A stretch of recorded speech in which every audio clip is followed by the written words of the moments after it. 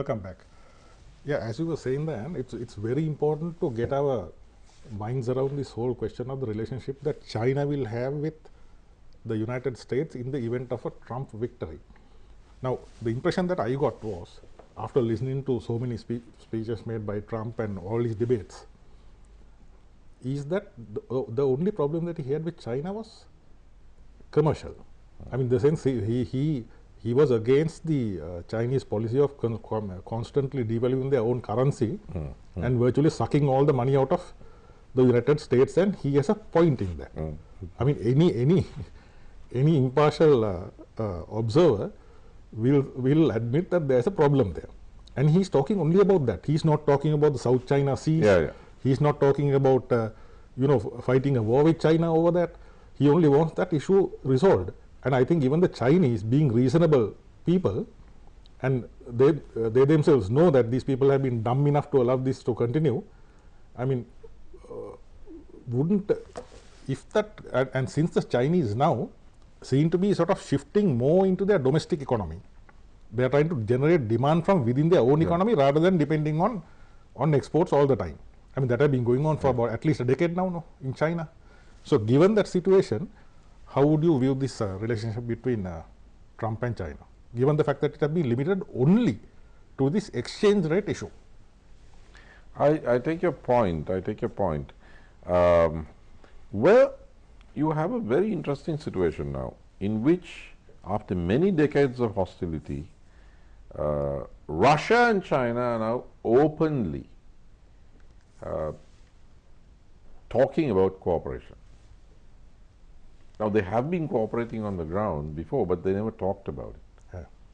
But President Xi Jinping, addressing the very important meeting on the occasion of the 95th anniversary of the founding of the Communist Party of China, actually used the term union for Russia and China. And again, he used the term alliance. And he said that the West, especially the European sector, is in deep crisis. That NATO is striving for an offensive momentum, but that the Chinese Communist Party thinks that the cooperation between Russia and China will, in a period of 10 years, be able to become the most important factor in the global arena. And he actually talks about military cooperation. Now, those are things they may do, but they normally never say. Now they're saying it openly. And the Chinese are less likely to say it than the Russians, because the Chinese are very cautious. But the Chinese are now saying it. So, I think that the way that the next US president handles relations with Russia and China separately and together will determine whether the Russians and the Chinese get closer, or whether there will be a healthy triangular relationship between Russia, China, and the United States, or, and we can't rule this out, that the United States is once more able, as in the 70s, to push the Russians and the Chinese apart by tempting one of the two to establish a better relationship with Washington. So, it's all up for grabs. But whoever the United States president, the new president, and for whatever reason, I mean, if it's Trump, in a pessimistic scenario, he may feel that he has to prove that he's tough on foreign policy, and that might manifest itself in some kind of sharper competition with China. One doesn't know. But whoever it is, whichever person, if the Russians and the Chinese feel a common threat, not necessarily simultaneous, but if they feel, okay, they're going to finish, they're going to push the Russians back, and then they're going to come for us, then this alliance that President Xi Jinping already signaled will become a reality, and it will be a very important factor. The entire global balance will change. Of course, it won't be a Cold War along ideological lines, because it's not communist versus capitalist anymore. It's state capitalist versus That's right. private capitalist, if you want.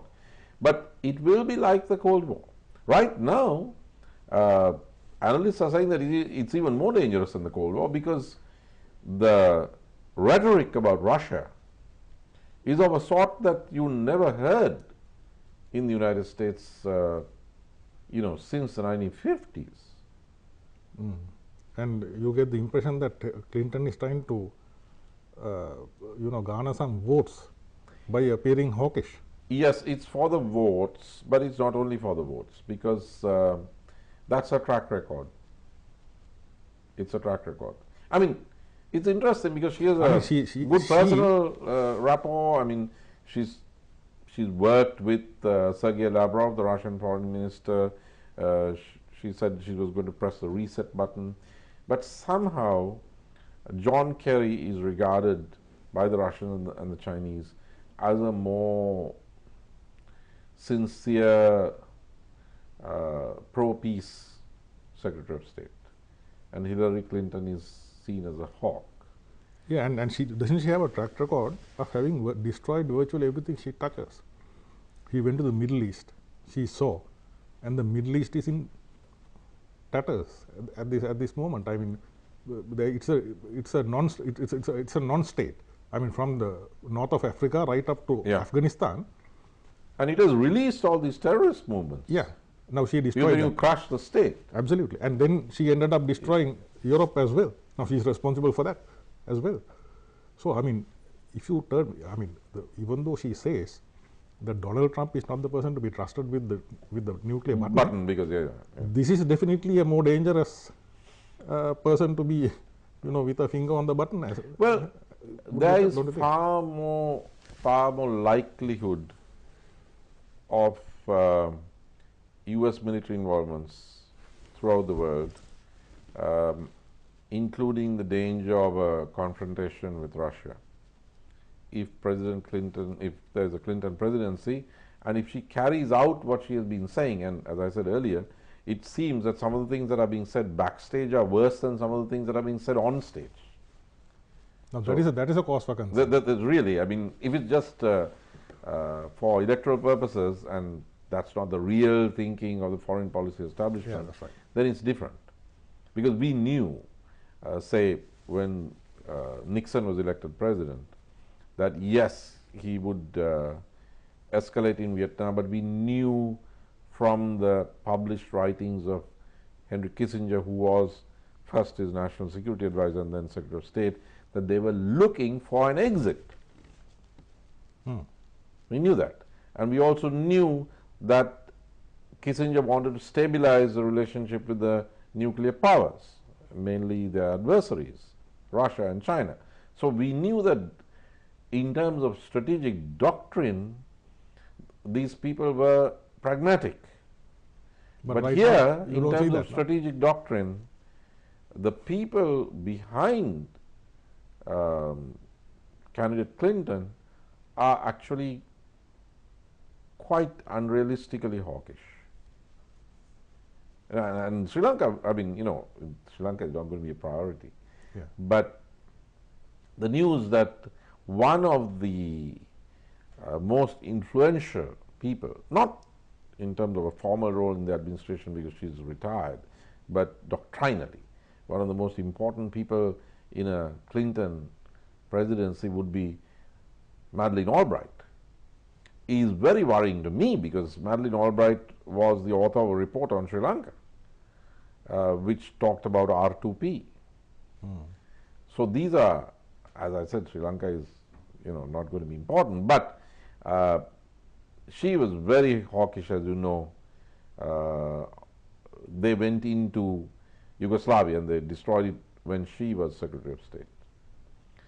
And on Iraq, she made the famous remark before Hillary Clinton made the bloody-minded remark on Libya. The prize for the bloodiest-minded remark was Madeleine Albright's, when she said that the deaths of 250,000 Iraqi children as a result of sanctions was a price worth paying.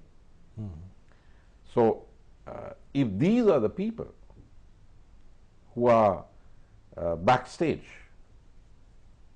and people like Dr. Henry Kissinger are just sort of nominal figures, just there because they are celebrities, well then I would agree with people like John Pilger that in our conscious lifetime we probably have never been in so dangerous an international situation as this.